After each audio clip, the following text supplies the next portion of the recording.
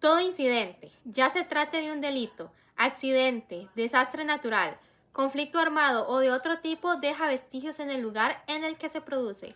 Naciones Unidas 2009, página 1. Mi nombre es Karina Salazar Jiménez, estudiante de la materia de Biología Forense de la carrera de Ciencias Criminológicas en la Universidad Estatal a Distancia, sede de San José.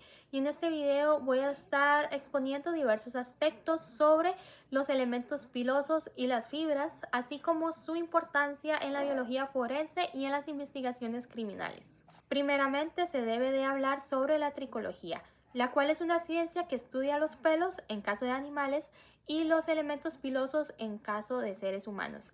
Esta ciencia analiza las características de los pelos y los elementos pilosos encontrados en las escenas del crimen para sacar conclusiones.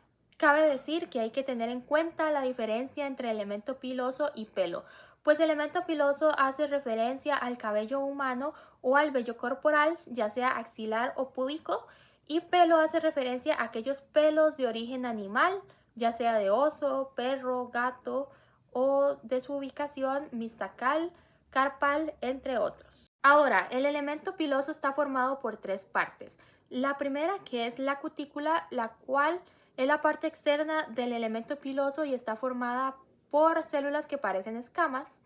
La segunda, que es la corteza, la cual da color, elasticidad y forma al cabello. Y la última, que es la médula, la cual es la parte central del tallo piloso y puede estar presente o ausente. La importancia de los elementos pilosos radica en que son muestras que pueden pasar mucho tiempo sin degradarse. Gracias a ellos se pueden encontrar características como origen, tipo de cabello e incluso información genética, ayudando a vincular personas con escenas del crimen. Para el rastreo y levantamiento de elementos pilosos se debe de utilizar un equipo básico como lo es la luz rasante, pinzas con puntas de goma, ya sean curvas o rectas para el levantamiento de los cabellos, y sobres de papel para embalar las muestras. Nunca se debe de utilizar bolsas de plástico, pues estas generan humedad, ayudando a degradar de una forma más rápida la muestra. Por otro lado, también se habla de las muestras cuestionadas, las cuales son muestras recolectadas en una escena del crimen con origen desconocido. Estas muestras deben de pasar por análisis comparativos con las muestras patrón, las cuales son muestras recolectadas que tienen un origen conocido. Para recolectar las muestras patrón se debe de ser muy cuidadoso. Se debe de recolectar cabellos de la cabeza y o cuerpo con el fin de obtener las muestras. Siempre se debe de utilizar el equipo de seguridad personal y se deben de embalar las muestras en sobres separados para evitar la contaminación cruzada. Para los elementos pilosos existen análisis de varios tipos. El primero es el análisis tricológico, del cual se pueden obtener tres resultados. El primero es el descarte, donde se comparan dos elementos pilosos, pero ninguna de las características de estos llegan a coincidir.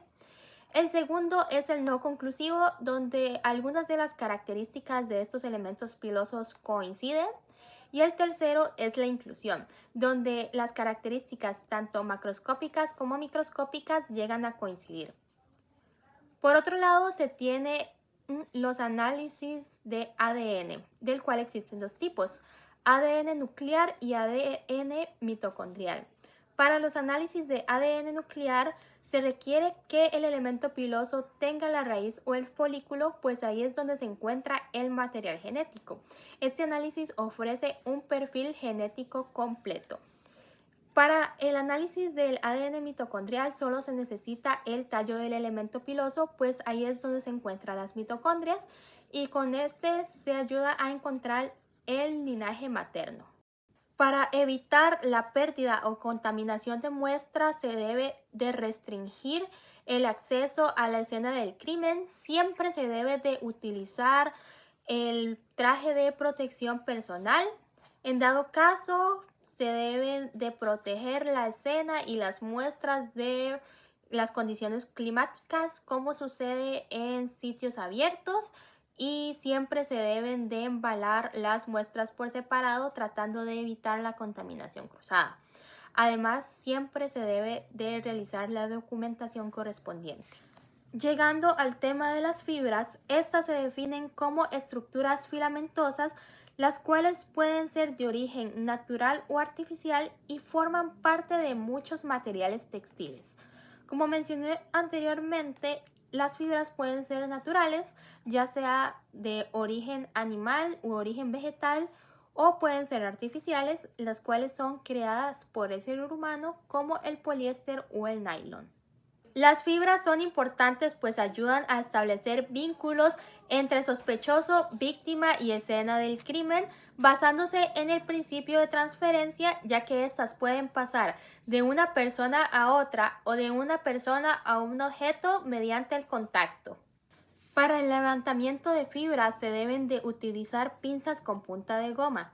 Como mencioné anteriormente, estas pueden ser rectas o curvas. Se debe de tener extremo cuidado para evitar dañar la fibra, especialmente si son microfibras. Cada una se debe de embalar en sobres separados para evitar la contaminación cruzada. Y el embalaje debe de ser cerrado, lacrado, sellado y rotulado como corresponde. Cabe decir que se debe de colocar la fibra en un sobre de color contrastante.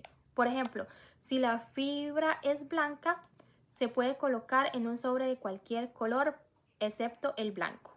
Para finalizar con el tema de las fibras, hablaremos sobre su análisis, el cual posee dos fases. La primera fase es la fase preliminar, donde se determina de manera general el origen de la fibra, y la segunda fase es la fase confirmatoria, donde se realizan exámenes más específicos para determinar otras características sobre la fibra, como su punto de fusión. Para finalizar este video, cabe decir que tanto los elementos pilosos como las fibras llegan a tener gran valor probatorio en las investigaciones criminales, como en los casos de homicidios, agresiones sexuales, robos, secuestros, entre otros, ya que estos ayudan a vincular al victimario, la víctima y la escena del crimen.